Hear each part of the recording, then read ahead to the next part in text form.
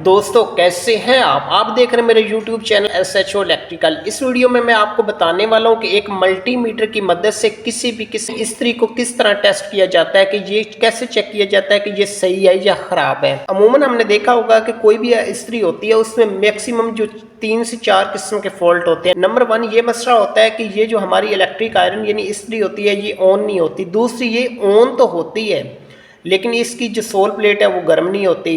तीसरा ये है कि इसकी सोल प्लेट गर्म होती है लेकिन इंडिकेशन लाइट ऑन नहीं होती। चौथा मसला ये होता है कि इस्त्री या तो बहुत ज़्यादा गर्म होती है या बहुत ज़्यादा ठंडी रहती है। अगर बहुत ज़्यादा गर्म होगी तो ये हमारे कपड़ों को जलाएगी, अगर बहुत ज़्यादा ठंडी रहेगी तो ये हमारे कपड़ों को अच्छे तरीके से प्रेस नहीं कर पाएगी, जिससे हमारे कपड़ों में नफासत नहीं आएगी। दोस्तों चलिए अब मैं आपको इस इलेक्ट्रिक आयरन को टेस्ट करके बताता हूँ। दोस्तों आइए चलते वीडियो स्टार्ट करते हैं। सबसे पहले हम ये करते हैं कि ये जो हमारे पास एक पॉइंट होता है, ये जो हमारे पास स्क्रू होता है, इसको हम ये फ्लिप स्क्रू ड्राइवर यानी 4 साइडर की मदद से इसको खोल लेते हैं।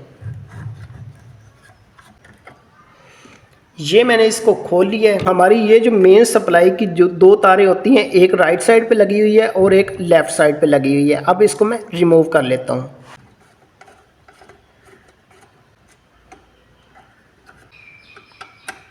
जो हमारी सप्लाई की तार थी उसको रिमूव कर लिया है। इसको हमने चेक करना है कि ये जो हमारी तार है ये ठीक है, ये ख़राब है। आपने करना ऐसे है कि इसको हमने सेलेक्टर स्विच को कंटिन्यूटी पर सेट कर दें। ये मैंने कंटिन्यूटी पर ऑलरेडी सेट कर रखा है, ठीक है। और दोनों प्रोब्स को इधर हमने लगाना है, ठीक है। हर किसी किस्म की कंटिन्यूटी शो होती है तो इसका मतलब है कि जो हमारी तार है वो आपस में जुड़ चुकी है, फेज़ और न्यूट्रल वाली। अगर नहीं शो होती तो इसका मतलब है हमारी तार ठीक है। तो ये देख लीजिए कि जो हमारी सप्लाई वाली वायर है वो ठीक है। अब इन दोनों पॉइंट को मैं आपस में शॉर्ट कर देता हूँ, इन दोनों पॉइंट को शॉर्ट कर देता हूँ और अब देखता हूँ अब कंटिन्यूटी शो होनी चाहिए। ये देखें मल्टीमीटर पर कंटिन्यूटी शो भी और ये बीप भी सुनाई दी, इसका मतलब है कि हमारी वायर ठीक है। थोड़ा सा हिस्सों की बात कर लेते हैं। ये जहाँ पे मैंने इलेक्ट्रिक आयरन को हाथ डाल रखा है इसको इलेक्ट्रिक आयरन का हैंडल कहा जाता है, ठीक है। जहाँ पे मैंने हाथ डाल रखा है इसको इलेक्ट्रिकल आयरन का हैंडल कहा जाता है, यानी इस्त्री का इसको हैंडल कहते हैं। इसी जगह से हम इस्त्री को पकड़ते हैं। और ये जो एक सेलेक्टर स्विच होता है इसके ज़रिए हम इलेक्ट्रिक आयरन को ऑन और ऑफ करते हैं। दोस्तों अब इसमें कम्बिनेशन प्लायर यानी प्लास की मदद से ये जो नट बोल्ट लगे हुए हैं ये 2 किस्म के, इनको मैं खोल लेता हूँ। दोस्तों ये देख लीजिए कि जो नट बोल्ट 2 लगे हुए थे इसको मैंने खोल लिया है। इसका मैंने हैंडल उतार लिया, उसको साइड पर कर देता हूँ। ये जो ढकना सा होता है इसको हम उतार लेते हैं। ये जो वेट होता है ये इस पर इलेक्ट्रिक आयरन यानी सोल प्लेट पर वेट डालने के लिए होता है, ताकि हमारी जो इलेक्ट्रिक आयरन है वो अच्छे तरीके से कपड़ों को प्रेस कर सके और हमारे कपड़ों में नफासत आ सके। ये जो चीज़ आप देख रहे हैं इसको लीवर कहा जाता है, ठीक है। इसको हम इसके ज़रिए हम अपनी इलेक्ट्रिक आयरन को ऑन ऑफ करते हैं।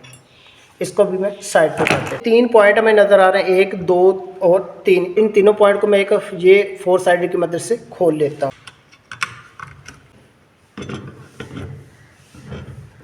इनके 3 पेचों को मैंने इस तरह से खोल लिया है, ठीक है। अब इसके जो हमारा वेट है इसको मैं साइड पर कर देता हूँ। ये हमारे पास इलेक्ट्रिक आयरन की इंटरनल साइड आ चुकी है। अब मैं इसकी आपको थोड़ी सी एक्सप्लेनेशन करके दिखाता हूँ, ठीक है। ये जो चीज़ आप नीचे वाली देख रहे हैं इसको सोल प्लेट कहा जाता है। उसके ऊपर ये जो चीज़ देख रहे हैं ये पाइप नमा आप चीज़ देख रहे हैं इसको हीटिंग एलिमेंट कहा जाता है। जब हम इसको सप्लाई देते हैं तो इसके अंदर जो नाइक्रोन मटेरियल का एक एलिमेंट होता है वो हीटअप होता है। ये सोल प्लेट गर्म होती है और हम अपने कपड़ों को प्रेस करते हैं। तो ये जो आप चीज़ देख रहे हैं ये 2 पतरियाँ आप देख रहे होंगे, इनको कहा जाता है थर्मोस्टेट, ठीक है। इनको थर्मोस्टेट होता है और ये इलेक्ट्रिक आयरन में बहुत अहमियत का हामिल होता है।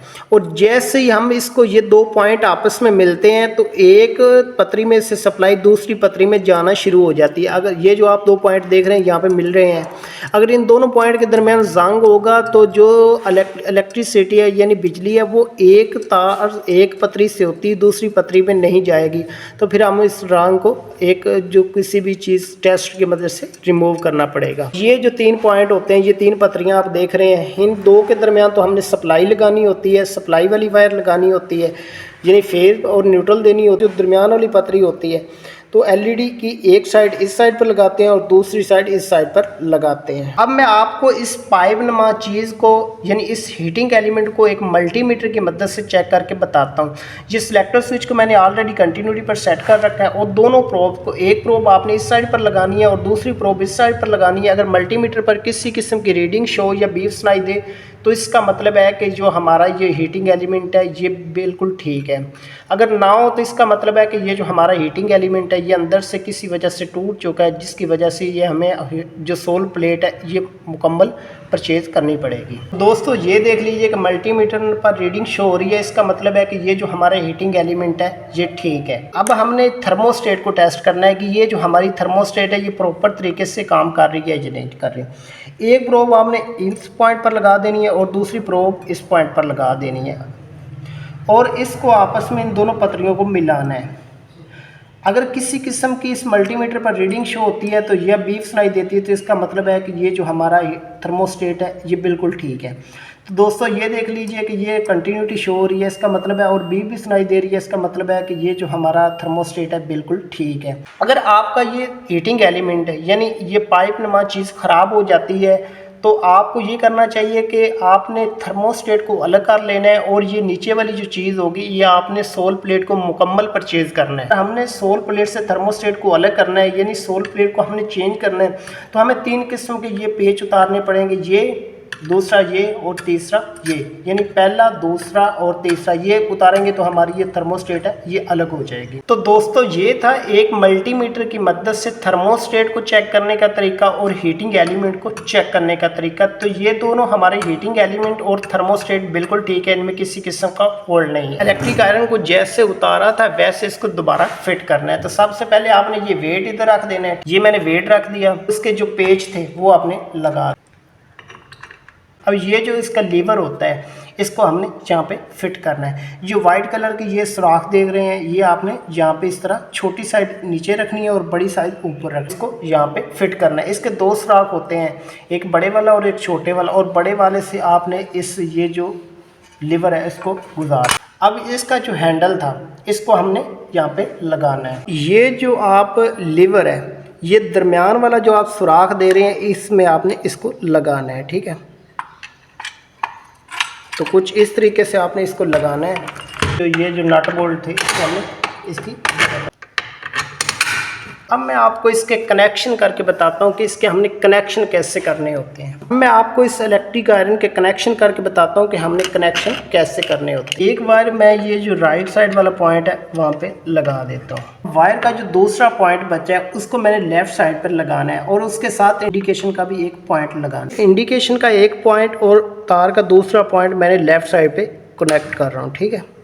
अब रह गया इंडिकेशन का हमारा एक पॉइंट, ठीक है। तो ये हमने दरमियान वाले पॉइंट पे लगा देना है। और ये जो इंडिकेशन की दूसरी वायर थी ये मैंने इलेक्ट्रिक आयरन के दरमियान वाले पॉइंट के साथ कनेक्ट कर दी और ऊपर से इसको टाइट कर देता हूँ। ये जो हमारे कनेक्शन हो गए हैं, अब इसके हम डब्बी वगैरह लगा देते हैं। इसका पेच भी लगा देता हूँ और इसको 4 साइड की मदद से टाइट कर देता हूँ।